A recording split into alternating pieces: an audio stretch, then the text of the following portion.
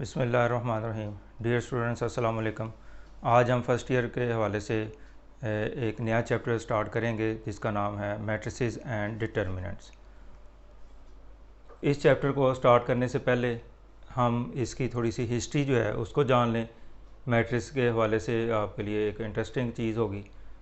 तो अब मैट्रिक्स जो है एक लातीनी ज़बान का लफ्ज़ है जिसका मतलब है, लातीनी ज़बान मैटर से निकला है और इसके मीनिंग है मदर। यानी मैट्रिक्स जो है वो लैटिन वर्ड है। लैटिन वर्ड मैट्रिक्स मैटर से जो है वो ड्राइव किया गया है और इसके मतलब है मदर। अब मदर का नाम इसका मतलब क्या बनता है? ब्रीडिंग थिंग, यानी ऐसी चीज़ जो कुछ जनरेट कर सके। तो बेसिकली मैट्रिक्स का जो कंसेप्ट है, इसके बाद इसमें डिटर्मिनेंट और बहुत सारी चीज़ें जो है वो जनरेट हुई हैं। तो इस हवाले से इसको मैटर का जो नाम दिया गया और उससे जो लफ्ज़ निकाला गया मैट्रिक्स। अब कुछ मैथमेटिशियन जिन्होंने इस पर काम किया है, James Sylvester is an English mathematician. तो इसने सबसे पहले 1850 में मैट्रिसेस को जो है वो इंट्रोड्यूस करवाया। उसके बाद इसी का एक फ्रेंड है आर्थर कैले, इसने 1855 जो है इसमें थ्योरी ऑफ मैट्रिसेस पेश की, जिसमें एडिशन, सब्ट्रैक्शन, मल्टीप्लिकेशन वगैरह जो मैट्रिसेस जो है उसको डिफ़ाइन किया गया। इसके बाद कुछ और मैथमेटिशियन है जिन्होंने इस पर वर्क किया है, सेकिकोवा, गॉडफ्राइड, वेलम, लेबनीज़। तो इन्होंने डिटर्मिनेंट्स जो है उसकी इन्वेंशन की है कि मैट्रिसेस के बाद डिटर्मिनेंट जो है उसको फाइंड किया है। तो उसके बारे में बताया। तो ये सब जो है वो जापानीज़ मैथमेटिशियन थे जिन्होंने डिटर्मिनेंट के ऊपर काम किया और मैट्रिसेस को आगे लेके चले हैं। इसके बाद कुछ स्विस मैथमेटिशियंस हैं, जैब्रियल क्रैमर। क्रैमर का नाम आपने सुना है, आप मैट्रिक क्लासेस में भी ये पढ़ा है। तो इसने जो है वो सिस्टम ऑफ लीनियर इक्वेशन जो है इसमें डिटर्मिनेंट को यूज़ करके सिस्टम ऑफ लीनियर इक्वेशन जो है उसको सॉल्व करने में मदद दी है। तो इस तरीके से ये मुख्तलिफ मैथमेटिशियन है जिन्होंने वक्तन फ़क्तन जो है वो मैट्रिसेस के हवाले से जो है वो पेशरफ्त की है और नई सी नई चीज़ें जो है वो इस हवाले से इंट्रोड्यूस करवाई हैं। अब मैट्रिसेस जो है इसके यूजेस बहुत ज़्यादा है, मैथ के हवाले से भी, मैथ में भी इसका बहुत ज़्यादा यूज़ है। इसके अलावा स्टैटिस्टिक्स में इसका बहुत ज़्यादा यूज़ है, कंप्यूटर साइंस में जो है वो बहुत ज़्यादा यूज़ है इसका। तो ये इसके बाद फ़िज़िक्स में भी मैट्रिसेस जो है वो उसको यूटिलाइज़ किया जाता है, इलेक्ट्रॉनिक्स की फ़ील्ड में और जियोलॉजी जो है, ये मुख्तलिफ मतलब फ़ील्ड्स हैं जिसमें मैट्रिसेस जो है वो ज़्यादा यूज़ होता है। इसके अलावा भी कुछ फ़ील्ड्स और भी हैं जहाँ पे ज़्यादा यूज़ होता है, तो जो मोस्ट कॉमन है उनका मैंने ज़िक्र कर दिया। तो ये थी मैट्रिसेस के हवाले से उसकी हिस्ट्री कि किस तरह इसमें पेशरफ्त हुई और कौन कौन से मैथमेटिशियन ने इस पे वर्क किया है और इसका यूजेस जो है वो क्या क्या है, मैट्रिसेस को हम किन फील्ड्स में जो है वो यूज़ करते हैं। टॉपिक स्टार्ट करने से पहले कुछ प्रीवियस नॉलेज जो है इसको भी देख लें। टाइप्स ऑफ ब्रैकेट्स जो है वो मुख्तलिफ छोटी क्लासेस में आपने पढ़ चुके हैं। तो एक ये ब्रैकेट यूज़ होती है, इसको पैरेंथेसिस और या इसको राउंड ब्रैकेट भी कहते हैं, पैरेंथेसिस और राउंड ब्रैकेट। तो ये आपने छोटी क्लासेस में जो है वो पढ़ा है कि इसको ये साइन जो है वो ब्रैकेट के लिए यूज़ किया जाता है। इसके बाद स्क्वायर ब्रैकेट या इसको बॉक्स ब्रैकेट भी कहते हैं। ये ब्रैकेट भी आप मुख्तलिफ मैथमेटिक्स के जो कंसेप्ट हैं उसमें यूज़ कर चुके हैं। ब्रेसिस और करली ब्रैकेट, ये ब्रैकेट भी आप यूज़ कर चुके, इसको ब्रेसिस या करली ब्रैकेट का नाम देते हैं। इसी तरह ये डबल बार, ये भी मैथ में जो है वो यूज़ होता है। तो ये प्रीवियस नॉलेज के हवाले से जो है इसकी ब्रैकेट्स का मैंने ज़िक्र किया है। तो इसका ज़िक्र करने का मकसद सिर्फ ये है कि जब हम मैट्रिसेस के बारे में पढ़ेंगे तो मैट्रिक्स की नोटेशन या उसको एक्सप्रेस करने के लिए एक ख़ास किस्म की ब्रैकेट यूज़ की जाती है। तो उसका ज़िक्र आपको बताऊंगा कि कौन सी ब्रैकेट्स जो है वो यूज़ की जा सकती है। इस हवाले से मैंने ये आपको थोड़ा सा इसका नॉलेज आपको रिफ़्रेश करने की कोशिश की है। तो चलते हैं अब मैट्रिक्स पे कि इसकी डेफिनेशन क्या है। What is matrix? Matrix is a rectangular arrangement of real और complex numbers into rows and columns. अब मैट्रिक्स बेसिकली एक अरेंजमेंट का नाम है कि रियल नंबर या कॉम्प्लेक्स नंबर, यानी रियल नंबर भी हो सकते हैं ये और कम्प्लेक्स नंबर भी हो सकते हैं। तो इसकी एक ख़ास किस्म की अरेंजमेंट जब हम करते हैं तो उसको हम मैट्रिक्स का नाम देते हैं। तो यानी मैट्रिक्स क्या चीज़ है? रेक्टेंगुलर अरेंजमेंट है, यानी ख़ास तरतीब है। रेक्टेंगुलर का इसको नाम इसलिए दिया गया कि इसकी जो शेप है वो बाज़ का रेक्टेंगल जैसी हो सकती है, तो इसलिए इसको रेक्टेंगुलर अरेंजमेंट का नाम जो है वो दिया गया।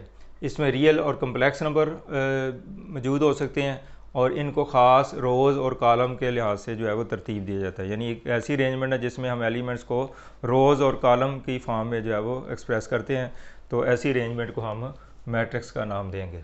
अब मैट्रिक्स जो है वो एक सिंगुलर वर्ड है और इसकी जो प्लूरल है यानी इसकी जो जमा है वो मैट्रिसेस, यानी एक मैट्रिक्स के लिए आप मैट्रिक्स का लफ्ज़ यूज़ करेंगे। अगर एक से मोर देन वन मैट्रिसेस हों तो फिर हम उसको मैट्रिसेस का नाम देंगे। तो ये प्लूरल के तौर पर यूज़ करते हैं ज़्यादा मैट्रिक्स के लिए, और ये एक मैट्रिक्स हो तो उसके लिए मैट्रिक्स का लफ्ज़ जो है वो यूज़ किया जाता है।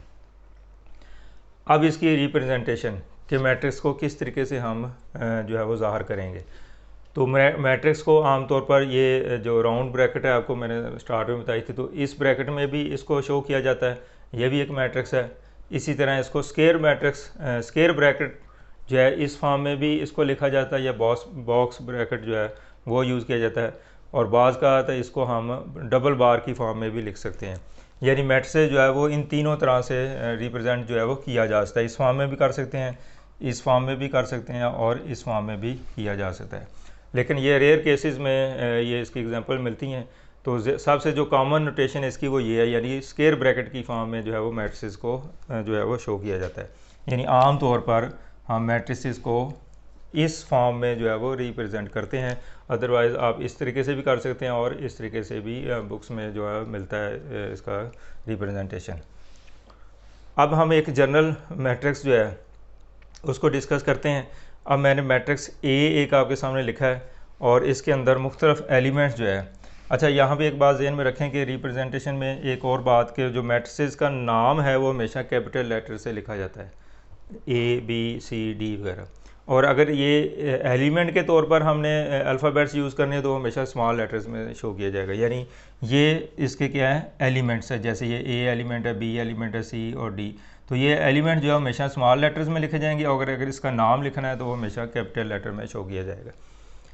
अब ये मुख्तलिफ एलिमेंट्स को एक ख़ास तरतीब से इसमें लिखा हुआ है A11।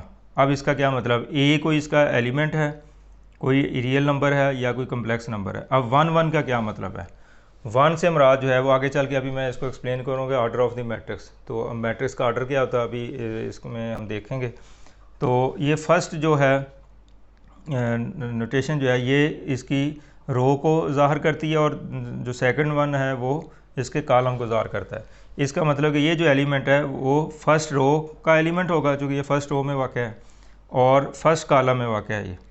यानी ये एलिमेंट जो है वो फर्स्ट रो और फर्स्ट कॉलम में मौजूद है, इसलिए इसके साथ 1 लिख दिया हमने। यानी पहला 1 जो है वो रो को शो करता है और दूसरा 1 जो है वो कॉलम को शो करता है। अब इसी तरह ये जो मैट्रिक्स का एलिमेंट है A, इसके साथ 1 2 लिखा हुआ है। अब 1 से मुराद है कि फ़र्स्ट रो, यानी ये फर्स्ट रो का एलिमेंट है, और 2 से मुराद ये सेकंड कॉलम का, चूँकि ये सेकंड कॉलम है, ये थर्ड कॉलम है, ये फोर्थ कॉलम है, ये फिफ्थ कॉलम है। यानी जो मैट्रिक्स होता है इसमें ये हॉरिजॉन्टल जो है लाइंस, इसको क्या कहते हैं, इसको रोज़ कहते हैं। हॉरिजॉन्टल लाइंस क्या कहलाएंगी, रोज़ कहलाएंगी। इसी तरह जो वर्टिकल लाइंस हैं ये वाली, इसको हम क्या कहेंगे, कॉलम का नाम देंगे। In a matrix horizontal lines are called rows and vertical lines are called columns. अब ये इसका first column, second column, third column. इसी तरह अब ये मतलब इसमें हम एक जनरल बात कर रहे हैं तो इसमें कोई मेंशन नहीं किया गया। तो यहाँ पे जो इसके मैट्रिक्स या रोज़ और कॉलम हमने लिए हैं वो इसमें M रोज़ हैं, M रोज़ होंगी इसकी, और N जो है वो कॉलम होंगे। अब इसमें ये थर्ड कॉलम है, इसी तरह फोर्थ, फिफ्थ, सिक्स, सेवन्थ, और इसके साथ I J, यानी इसको हम जेथ कॉलम का नाम देंगे। यानी और इसी तरह ये N कॉलम होगा। यानी बेसिकली इस मैट्रिक्स का जो ऑर्डर है वो M क्रॉस N, M/N।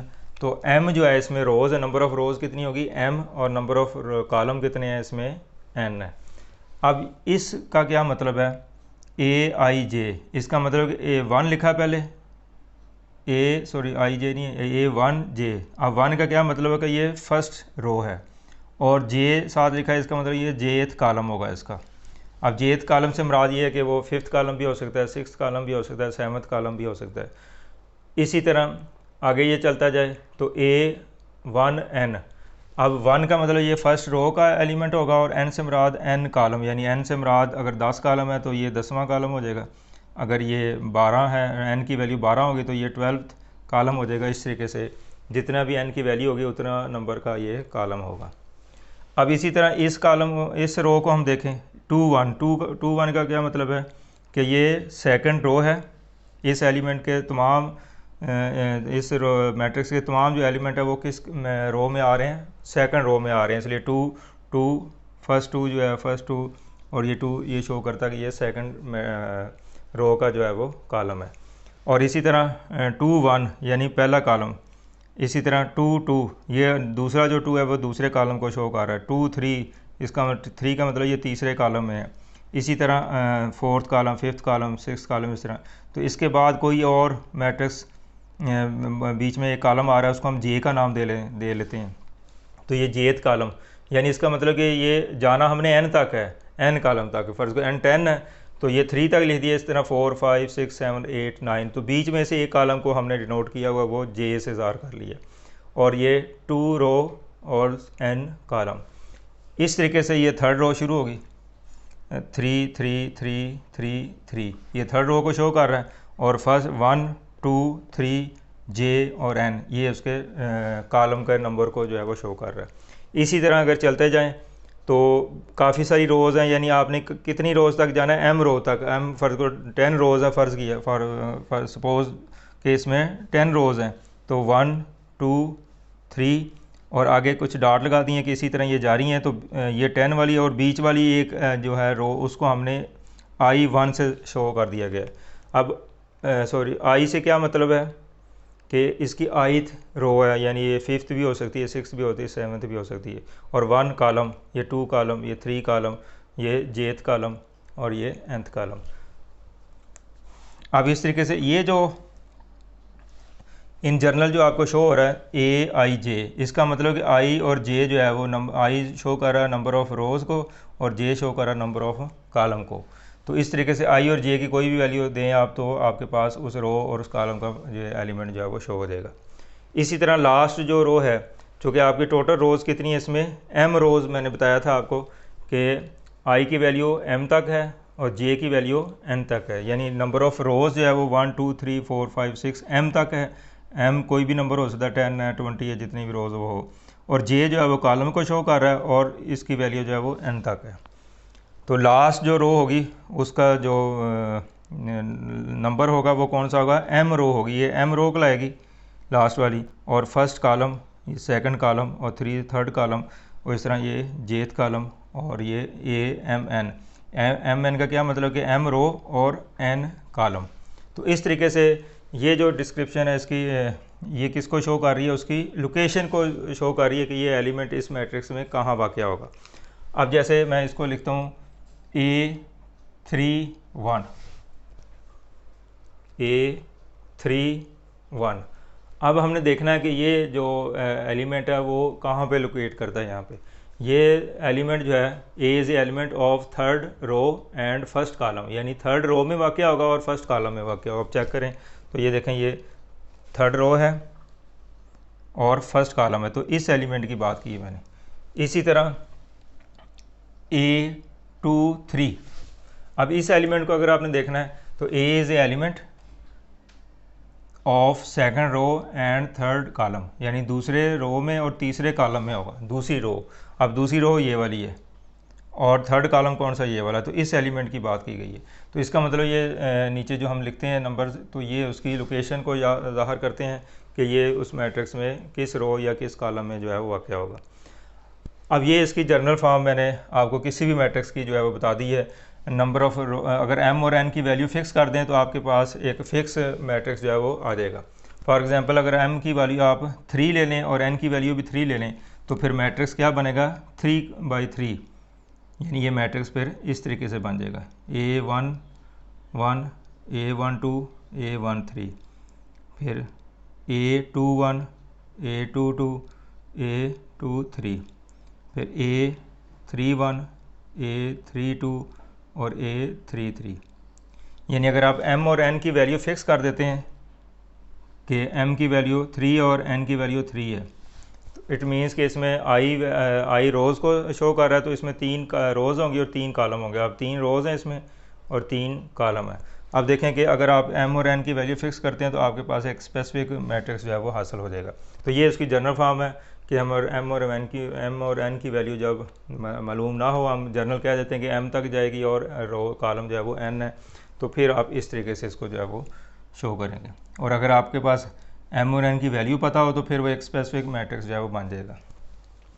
अब इसी चीज़ को शॉर्ट मेथड में या इसको कम्पैक्ट फॉर्म भी कहते हैं कि मैट्रिक्स की जनरल जो फॉर्म है वो ये दी गई है और इसकी कम्पैक्ट फॉर्म जो है वो ये है। इसमें बताया गया कि A इज़ ए मैट्रिक्स और इसके जो एलिमेंट है वो क्या है A, I, J से डिनोट किए गए हैं और m क्रॉस n जो है वो इसके साथ मैट्रिक्स हमने लिख दिया है, इसका ऑर्डर लिख दिया कि इसमें m रोज़ हैं और n जो है वो कॉलम है। अब इसमें I और J की मुख्तलिफ वैल्यूज़ आप देते जाएँ तो आपके पास ये मैट्रिक्स जो है वो हासिल होता जाएगा। अगर आप I की वैल्यू 1 और J की वैल्यू 1 दें तो फिर क्या बनेगा ये A11।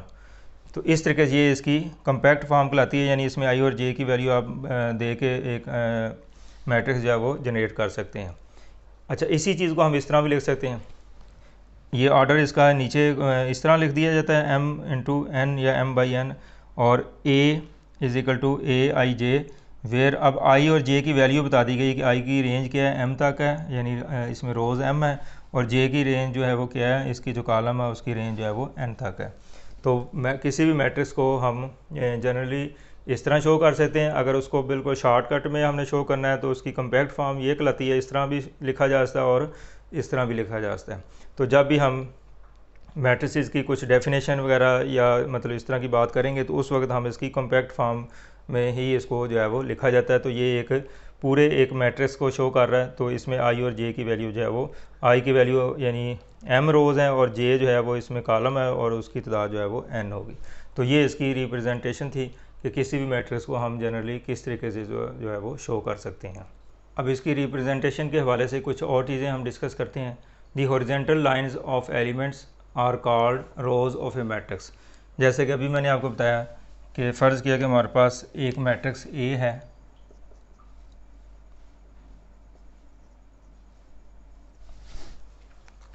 तो इसमें जो हॉरिजॉन्टल लाइंस है वो क्या कहलाती हैं, रोज़ कहलाती हैं। यानी हॉरिजॉन्टल लाइन जो है ये दोनों क्या होंगी, ये रोज़ कहलाएंगी। यानी in a matrix the horizontal lines are called rows, कि हॉरिजॉन्टल लाइन जो है वो क्या कहलाती हैं, रोज़ कहलाती हैं। The vertical lines of elements are called column of a matrix. अब जो वर्टिकल लाइंस है, अब वर्टिकल लाइन जो है वो ये वाली और ये वाली, इस तरह जो लाइंस होंगी उसको क्या कहेंगे हम, उसको हम कॉलम का नाम देंगे। यानी जो हॉरिजॉन्टल लाइंस है वो रोज़, जबकि जो वर्टिकल लाइंस है वो क्या कहलाएंगी, कॉलम कहलाएंगी। इसके बाद मैट्रिक्स इज़ ए स्ट्रक्चर और arrangement of elements, it is not a number. यानी कोई भी मैट्रिक्स है वो कोई एक नंबर नहीं है बल्कि एक स्ट्रक्चर है या अरेंजमेंट ऑफ एलिमेंट्स है, यानी एलिमेंट्स को एक ख़ास तरतीब से लिखने का एक अंदाज़ है। इसकी कोई न्यूमेरिकल वैल्यू जो है वो नहीं होती। अब जैसे 5 है, 6 है, तो ये एक नंबर है, लेकिन जो मैट्रिक्स है वो क्या एक अरेंजमेंट है जिसमें एक एलिमेंट्स को हम रोज़ और कॉलम की फॉर्म में लिख देते हैं। तो कोई भी मैट्रिक्स जो है वो किसी नंबर के इक्वल जो है वो कभी भी नहीं होगा। जैसे ये इसकी वैल्यू 5 या 6 या 7 जो है वो नहीं हो सकती। ये जो बात लिखी है मैट्रिक्स इज़ ए स्ट्रक्चर और अरेंजमेंट ऑफ एलिमेंट्स, यानी ये एलिमेंट्स का एक ख़ास स्ट्रक्चर है या एक अरेंजमेंट है। It is not a number, यानी ये किसी नंबर के इक्वल जो है वो नहीं होता। हमेशा इसको ब्रैकेट की फॉर्म में इस नोटेशन में ज़ाहिर करने को ही हम मैट्रिक्स का नाम देंगे। ये किसी न्यूमेरिकल वैल्यू के इक्वल नहीं होता। नेक्स्ट जो है matrices are denoted by capital letters, that is ABC, यानी किसी भी मैट्रिक्स का जो नाम है वो हमेशा कैपिटल लेटर से शो किया जाएगा। For example B, for example C, इस तरीके से। तो नाम हमेशा कैपिटल लेटर से जो है वो डिनोट किया जाता है, जबकि the element of matrix are denoted by small letters. तो बाज़ का किसी भी मैट्रिक्स के जो एलिमेंट हैं वो अल्फ़ाबेट्स की फॉर्म में होते हैं, ए बी सी की फॉर्म में, तो उस वक्त हम उसको क्या कहेंगे, स्मॉल ए बी सी से ज़ाहिर करेंगे। जैसे अभी मैंने पिछला जो पोर्शन था इसमें आपको बताया गया। फ़र्ज़ किया हमारे पास एक मैट्रिक्स ए है, अब इसके एलिमेंट ए बी सी और डी, यानी एलिमेंट्स भी अल्फ़ाबेट की फॉर्म में हो सकते हैं, लेकिन ये हमेशा स्मॉल लेटर्स में लिखे जाएंगे। यानी मैट्रिक्स के अंदर हम कैपिटल ए नहीं लिख सकते, कैपिटल बी जो है वो नहीं लिख सकते। तो ये ज़हन में रखना है कि आपने हमेशा अगर नंबर्स जो है वो अल्फ़ाबेट जो है वो उसके एलिमेंट के तौर पर हैं तो स्मॉल लेटर्स में शो किए जाएंगे, अगर ए बी सी उसके नाम के तौर पर ज़ाहिर कर रहे हैं तो वो हमेशा कैपिटल लेटर्स से जो है वो शो किया जाएगा। अब हम डिस्कस करेंगे ऑर्डर ऑफ ए मैट्रिक्स। ये बहुत इंपॉर्टेंट एस्पेक्ट है मैट्रिक्स के हवाले से, तो ये क्लियर होना बहुत ज़रूरी है आपके लिए।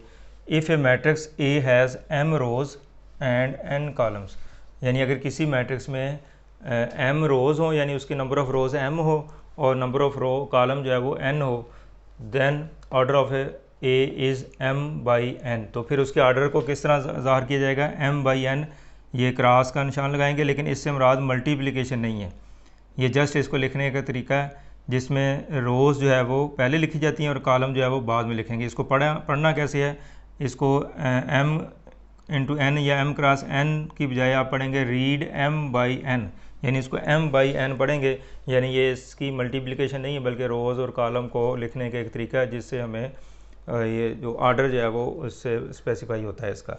अब इसकी एक एग्जांपल लेते हैं हम। अब ए हमारे पास एक मैट्रिक्स है, अब देखें इसमें नंबर ऑफ़ रोज़ कितनी है, 2 है, और नंबर ऑफ़ कॉलम जो है वो भी 2 है। इसका ऑर्डर क्या होगा, अब ऑर्डर ऑफ ए 2/2, यानी नंबर ऑफ़ रोज़ 2 हैं, तो पहला नंबर जो है वो किसको शो कर रहा है, एम जो है वो शो करता है रोज़ को और एन शो करता है कॉलम को, यानी हम इसको रोज़ इंटू कॉलम, लेकिन ये इसकी मुराद मल्टीप्लिकेशन नहीं है, सिर्फ इसको लिखने का एक तरीका है। तो हम इस फॉर्म में ये मतलब इसका बनता है कि पहले रोज़ लिखेंगे और फिर कॉलम लिखेंगे, तो इसका ऑर्डर 2/2 होगा। इसी तरह एक मैट्रिक्स हमारे पास बी है, इस 5, अब इसमें नंबर ऑफ़ रोज़ 1 है और नंबर ऑफ़ कॉलम 1 है, तो इसका ऑर्डर क्या होगा, 1/1। इसी तरह एक मैट्रिक्स और हमारे पास 2 3, अब इसमें नंबर ऑफ़ रोज़ कितनी 2 और नंबर ऑफ़ कॉलम कितने हैं, नंबर ऑफ़ रोज़ 1 है और नंबर ऑफ़ कॉलम कितने हैं 2 हैं, तो पहले रो को शो करना है और बाद में कॉलम को शो करना है हमने। तो इस तरीके से डी एक हमारे पास मैट्रिक्स है 5 0, अब इसमें नंबर ऑफ़ रोज़ कितनी 2 और नंबर ऑफ़ कॉलम कितने 1, तो इसका ऑर्डर कितना होगा 2/1। तो उम्मीद है कि आपको ये ऑर्डर का जो कंसेप्ट है वो क्लियर हो गया होगा कि पहले आपने रोज़ लिखनी है फिर आपने कॉलम लिखने हैं, लेकिन 2/2 से मुराद मल्टीप्लिकेशन नहीं है, 2/2 4 के इक्वल जो है वो नहीं होगा, ये जस्ट इसको लिखने का एक अंदाज़ है, इसको मल्टीप्लाई नहीं करना आपने। ये इस तरह 1 इंटू 1 को हम 1 नहीं लिख सकते, 1 इंटू 2 को 2 नहीं लिख सकते, ये एक रिप्रेजेंटेशन है इसकी, तो इसको इसी फॉर्म में लिखेंगे, पहले रोज़ लिखी जाती है और बाद में इसके कॉलम्स लिखे जाते हैं। तो ऑर्डर जो है बेसिकली ऑर्डर हमें क्या चीज़ बताता है कि ऑर्डर से हमें यह आइडिया होता है कि उस मैट्रिक्स में कितनी रोज़ हैं और कितने कॉलम हैं, यानी नंबर ऑफ़ रोज़ और नंबर ऑफ़ कॉलम को शो करने के एक मेथड है जो ऑर्डर से हमें इजीली पता चल जाता है। नेक्स्ट जो है वो एक और एस्पेक्ट इसका देखते हैं, leading entry. What is leading entry और लीडिंग एलिमेंट। अब लीडिंग एंट्री या लीडिंग एलिमेंट क्या होता है, ये मोस्टली हमें मैट्रिसेस में यूज़ करना पड़ता है, इसका रेफरेंस देना पड़ता है बाज़ का, तो उस वक्त ये आपको पता होना चाहिए कि लीडिंग एंट्री क्या होती है। Leading element lying in first row and first column is called leading entry और लीडिंग एलिमेंट, यानी किसी भी मैट्रिक्स में ऐसा एलिमेंट जो फर्स्ट रो और फर्स्ट कॉलम में मौजूद होगा उसको हम लीडिंग एंट्री का नाम देंगे या लीडिंग एलिमेंट का नाम देंगे। यानी उसके लिए कंडीशन क्या है कि फ़र्स्ट रो में हो और फर्स्ट कॉलम में हो। अब देखेंगे फ़र्स्ट रो इसमें कौन सी है, ये फर्स्ट रो है, और फर्स्ट कॉलम कौन सा है इसमें, ये फर्स्ट कॉलम। अब ये वाला जो एलिमेंट है 5 वो इस रो में आया और इस कॉलम में आया, यानी फर्स्ट रो में भी मौजूद है और फर्स्ट कॉलम में मौजूद है। तो इसका मतलब ये है कि ये जो 5 है अब इसमें लीडिंग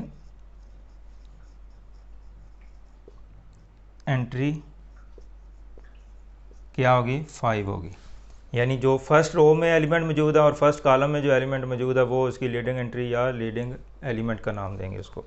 अब इसी तरीके से ये हमारे पास एक मैट्रिक्स है B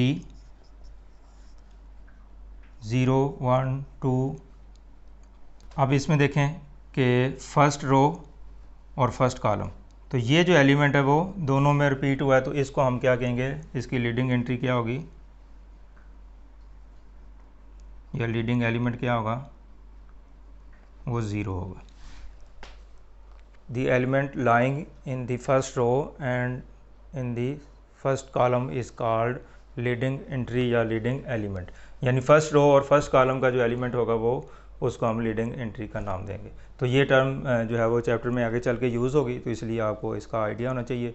तो आज का जो टॉपिक है, आज का जो सेशन है वो हमारा कंप्लीट हुआ।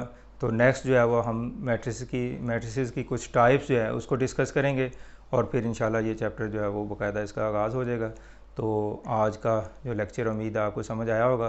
तो मैट्रिसेस के हवाले से बेसिक कंसेप्ट जो थे उस पर मबनी एक सेशन था, तो जो मैंने आपको एक्सप्लेन करने की कोशिश की है। अगर आपको पसंद आया हो तो इसको लाइक भी करें और दोस्तों के साथ शेयर भी करें ताकि दूसरे स्टूडेंट जो है इससे मुस्तफ़ीद हो सके। आपका बहुत शुक्रिया। अल्लाह हाफिज़।